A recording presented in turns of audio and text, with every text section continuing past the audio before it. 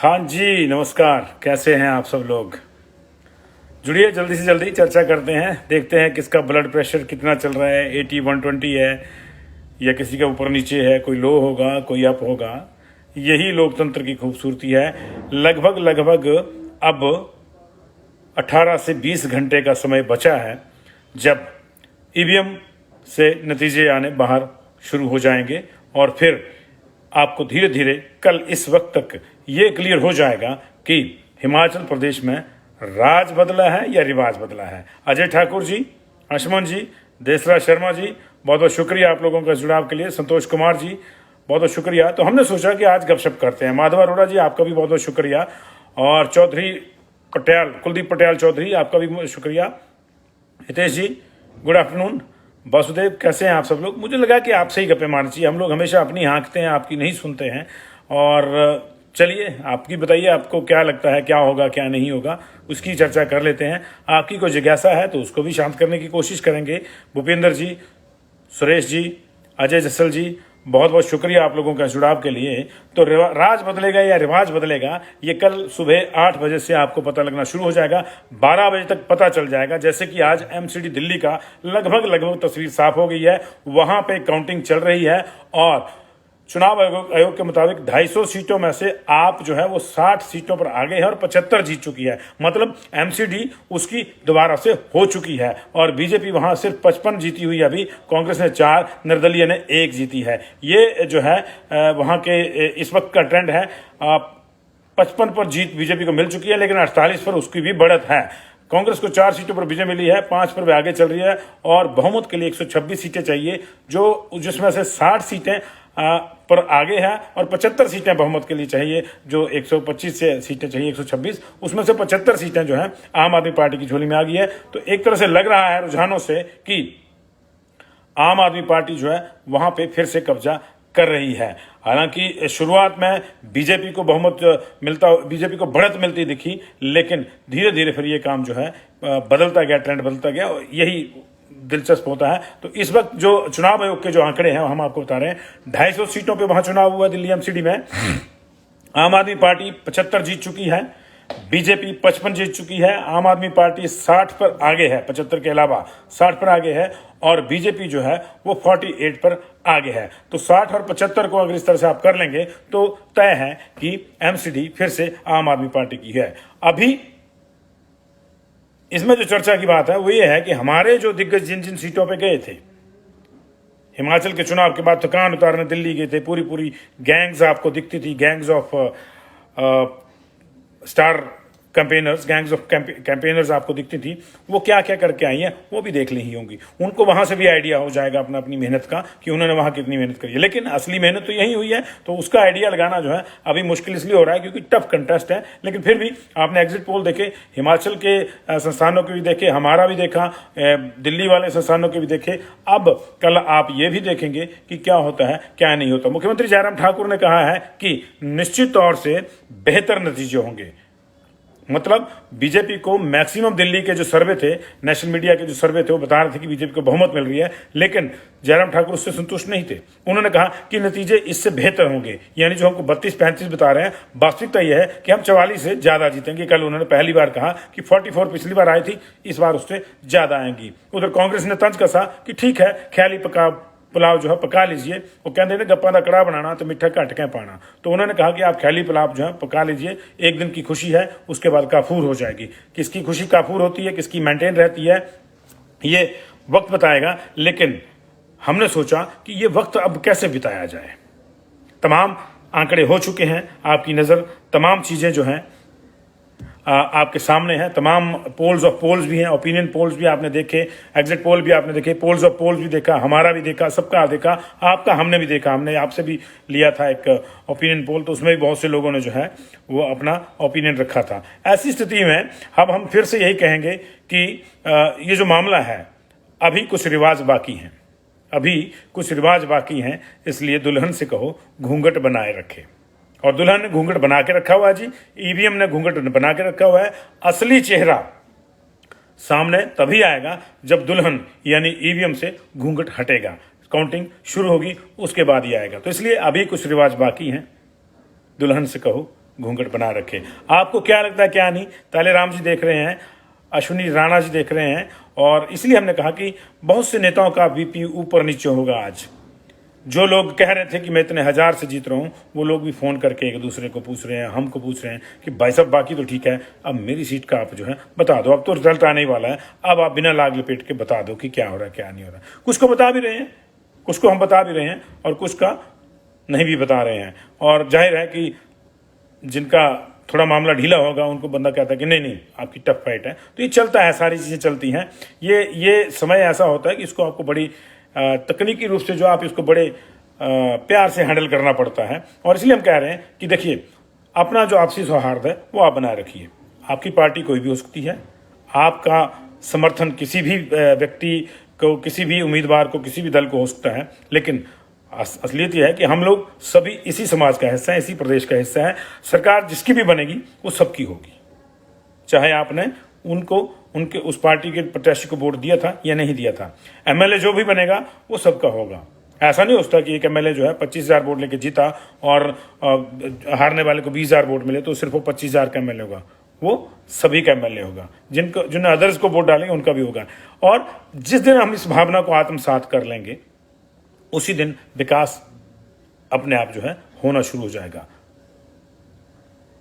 दिक्कत ये रहती है कि हम लोग, आपने देखा होगा, चुनाव के निपटते ही, मतदान निपटते ही ऐसी बहुत सी तस्वीरें आई थी जहां दो प्रत्याशी जिन्होंने एक दूसरे की खाट खड़ी करके रखी हुई थी अपने बयानों से, अपने प्रचार से, और एक दूसरे को निशाने पे लिया था, वो चाय पीते हुए आपको नजर आए होंगे। हेलीकॉप्टर में सुखविंदर सुक्खू और जयराम ठाकुर आपने देखे जाते हुए, सब जगह से अच्छी तस्वीरें आई।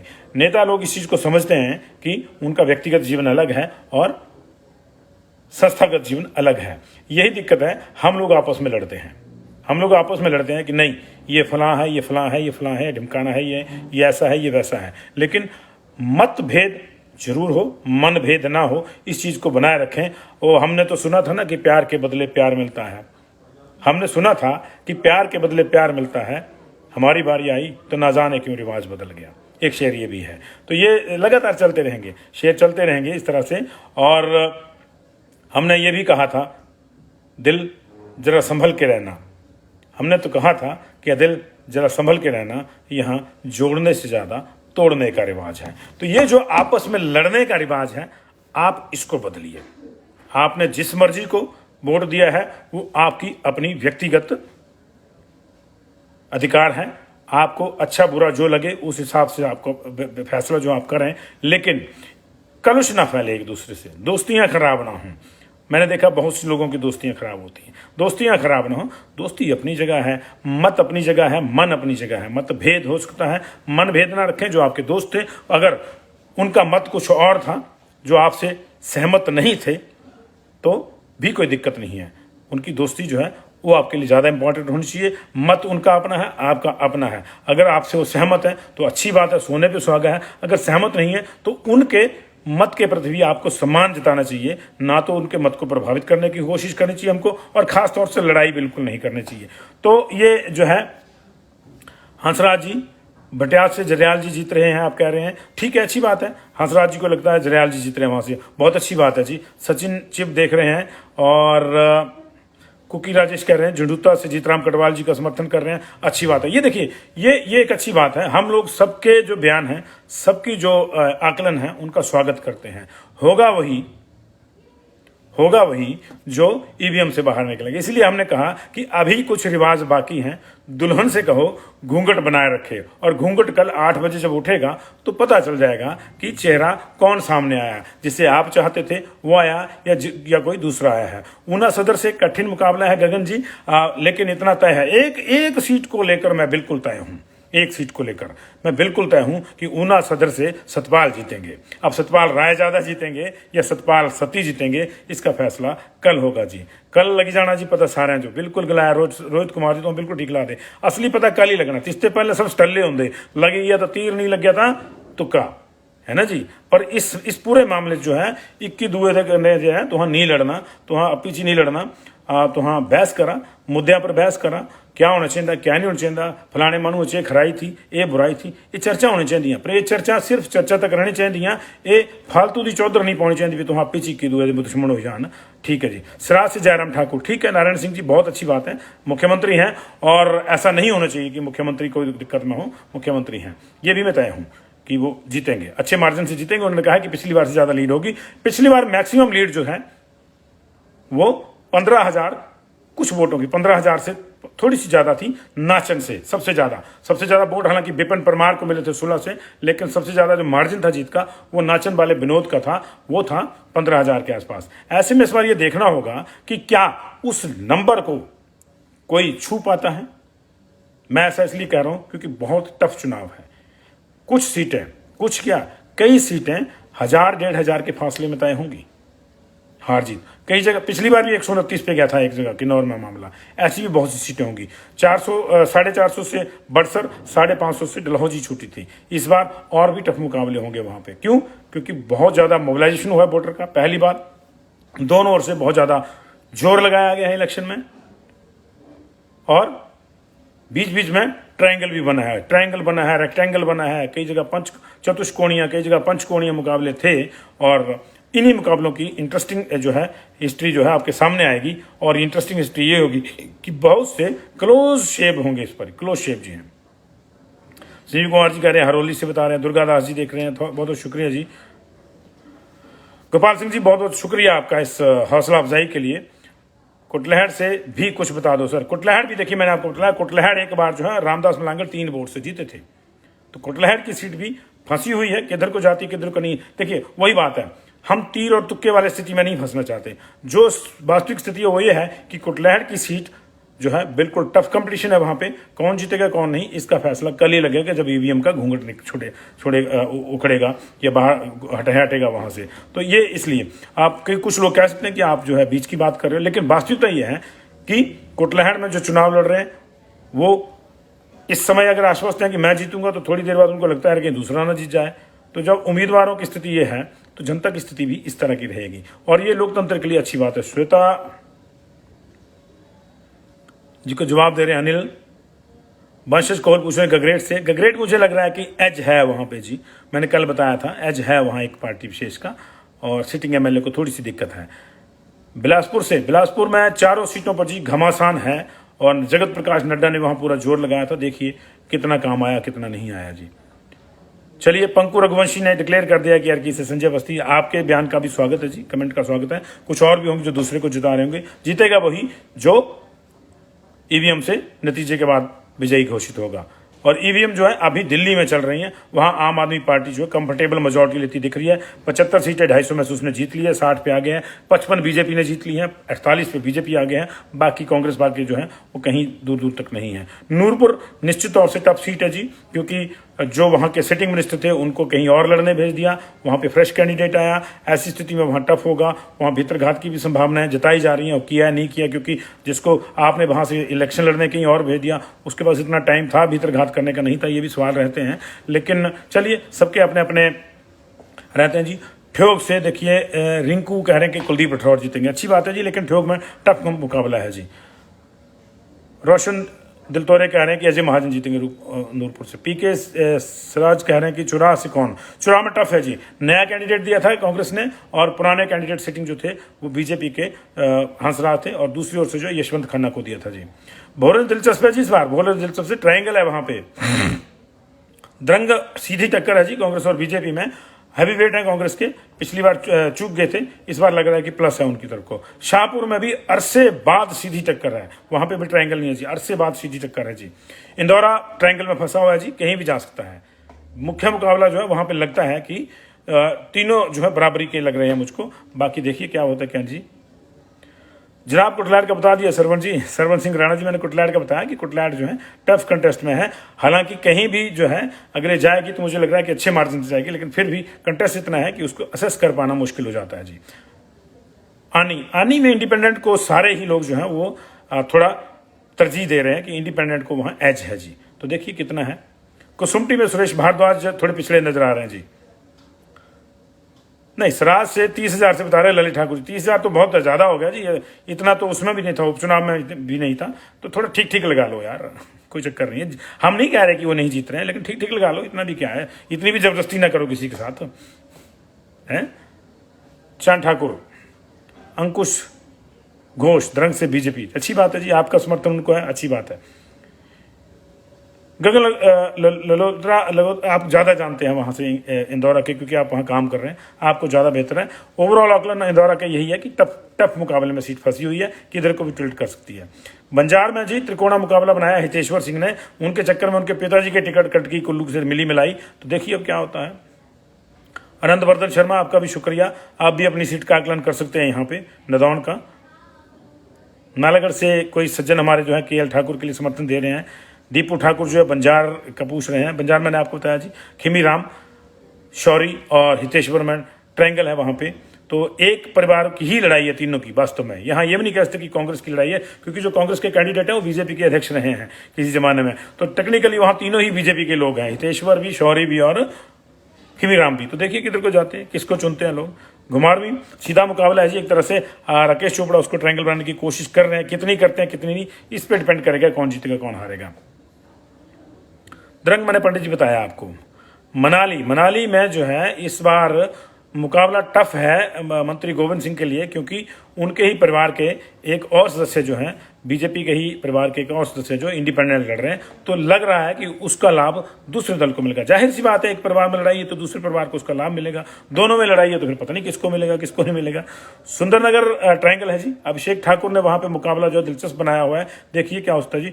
ललित जी शर्त लगा लो, 30,000 बहुत ज़्यादा है, आप लगा लीजिए, मैं आपको वैसे चाय पिला दूंगा, इससे ज़्यादा शर्त मैं नहीं लगा सकता, लेकिन 30,000 जयराम ठाकुर जी का जो मार्जिन है वो बहुत ज़्यादा है। वो इसलिए ज़्यादा है क्योंकि इतना अभी पिछले चुनाव में भी नहीं आया, वो 10,000 से जीते थे पिछला चुनाव, हालांकि तब मुख्यमंत्री नहीं थे, लेकिन जब मुख्यमंत्री थे उनकी अपनी सरकार थी और उनके अपने यहाँ बाई इलेक्शन था, तब भी वहाँ से जो है वो लीड जो थी वो बीजेपी के कैंडिडेट को, खुशहाल ठाकुर को 30 नहीं थी।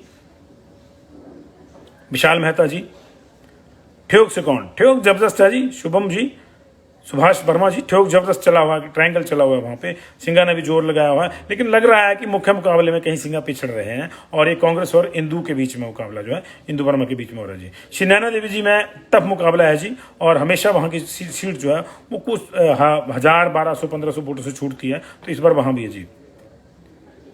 द्रंग में जी देखिए कौल सिंह ठाकुर दिग्गज हैं और उनको जो है प्लस मान के चला जा रहा है इस बार। हालांकि पूर्ण ठाकुर जो हैं आश्वस्त हैं, लेकिन फिर भी उनके पीछे कुछ इस तरह के बयान आए थे कि जवाहर ठाकुर ने भीतरघात किया, कितना कितना नहीं हमको नहीं मालूम, ये पूर्ण जी जाने जवाहर जी जाने, लेकिन वो बताता है कि साइकोलॉजिकली थोड़ा वो डाउन है, और इसका मतलब सीधा सा है कि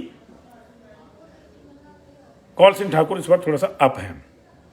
आनी से परशुराम को आगे बताया जा रहा है जी, तमाम सर्वेक्षणों में, तमाम आकलनों में जो है वो है। मुकाबले सारे टफ है, बहुत सही कहा जी आपने, मुकाबला ही क्या जो टफ ना हो। कल मुख्यमंत्री ने भी कहा कि वो टक्कर ही क्या जो कांटे की ना हो जी। बड़सर में ट्रायंगल है जी, बड़सर में ट्रायंगल है, इंडिपेंडेंट जितने वोट ले जाएगा उस पर तय करेगा कि कांग्रेस जीत रही है या बीजेपी जी। ज्वालामुखी में भी हल्का सा ट्रायंगल है, हल्का सा, एक तीसरे कैंडिडेट ने दिक्कत करी है, वो दिक्कत जो है बीजेपी को होगी, इससे लाभ जो है कांग्रेस को हो जाएगा जी। रमेश ठाकुर कह रहे हैं द्रंग से पूर्ण जी जीतेंगे, बहुत बहुत अच्छी बात है जी। जो मर्जी जीत जाए, जो जीता वही सिकंदर, जो जीतेगा उसका पता कल ही लगेगा जी। Surendra Shivpur ji thank you very much. Paragpur, Jasma Paragpur बहुत इंपॉर्टेंट पूछा आपने जी।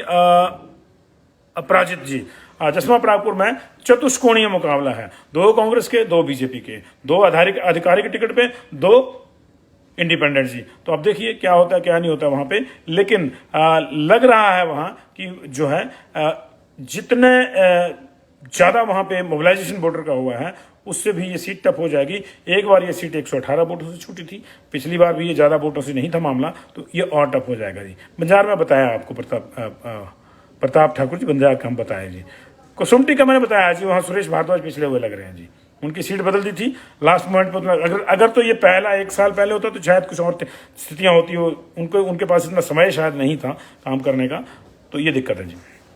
होता ही ना कि आदमी जिस कंस्टिट्यूंसी से उसमें काम करा ज़्यादा कराता है।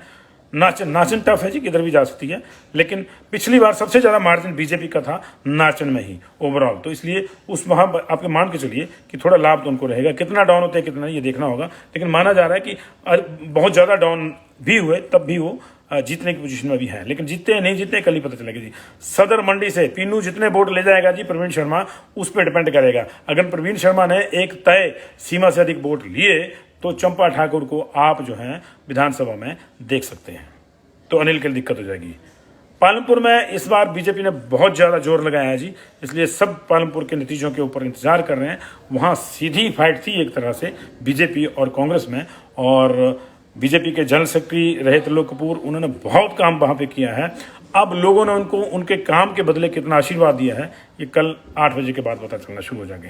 झुंझुनू टफ है जी, झुंझुनू में राजकुमार कौंडल के ऊपर डिपेंड करता है। अगर वो ज़्यादा वोट लेंगे तो निश्चित तौर से जीतराम कटवाल को दिक्कत होगी, लेकिन अगर वो एक तय यानी 5,000 से नीचे नीचे रुक गए तो फिर जो है समीकरण जीतराम कटवाल के पक्ष में भी होते हैं। लेकिन कांग्रेस ने वहाँ पे यूथ कोटे से जो टिकट दी है उसको आप कम नहीं आंक सकते। नया लड़का है, फ्रेश फेस को लोग जो है कई मायनों में फिर पसंद भी कर लेते हैं। और बड़ी बात यह है कि बीरूराम किशोर जो इंडिपेंडेंट लड़ने का उन्होंने ऐलान कर दिया था, उनको बिठाने में वो कामयाब रहे हैं।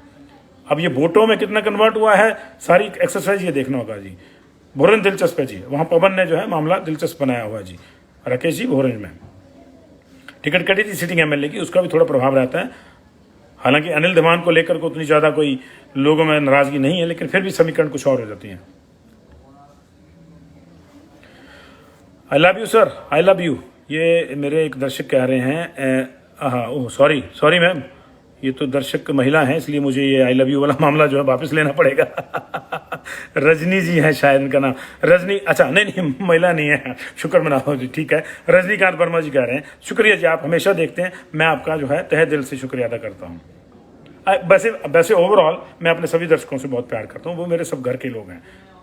हर्षवर्धन नूरपुर से टफ मुकाबला है, अजय महाजन और रणवीर निक्का में। फतेहपुर तो चतुष्कोणीय मुकाबला है जी, पंकज जी चतुष्कोणीय मुकाबला है। एक ही परिवार के 3 लोग एक साइड से लड़ रहे हैं और एक परिवार के एक साइड से। पिछली बार भी ये मुकाबला इसलिए कांग्रेस ने जीता था आम चुनाव में, और सिर्फ 18,000 वोट लिए थे सुशांत सिंह पठानिया जी ने, और 30,000 वोट लेके थे बीजेपी और उसके बागी लोग जो थे। 30 क्या 37 ही लेके थे अगर राज निशांत को भी आप बीजेपी का ओर से गिन लें तो इस बार भी वहाँ जो है मुकाबला टफ है। ये देखना होगा कि राकेश पठानिया कितना मोबिलाइज कर पाए हैं। हालांकि वो अपनी जीत को लेकर आश्वस्त हैं और वो फाइटर आदमी हैं, देखना होगा क्या होता है क्या नहीं होता। बहुत बहुत शुक्रिया जी आप लोगों का इस जुड़ाव के लिए। मैंने तो बस इसलिए गपशप करनी थी आपसे कि देखते हैं, मैं भी लंबे अरसे बाद आज न्यूज़ रूम में पहुंचा हूं और मुझे लगा कि आपका भी मैं पता हालचाल कर लूं कि आपका बीपी जो है कितना ऊपर है कितना नीचे है, तो ये सारी चीज़ें जो है ये तय करनी होती हैं। आज की रात क़यामत की रात है, एक बार फिर से बात हो जाए कि अभी कुछ रिवाज बाकी हैं। चलते चलते फिर से शेर व शायरी का मैं आपको आनंद दिलवाना चाहूँगा। अभी कुछ रिवाज बाकी हैं, दुल्हन से कहो घूंघट बनाए रखे। दुल्हन यहाँ ईवीएम है और रिवाज वही है कि अंततोगत्वा जो जीत का डिक्लेरेशन है वो मतगणना के बाद ही होता है, तो इस रिवाज को हमने बनाए रखना है।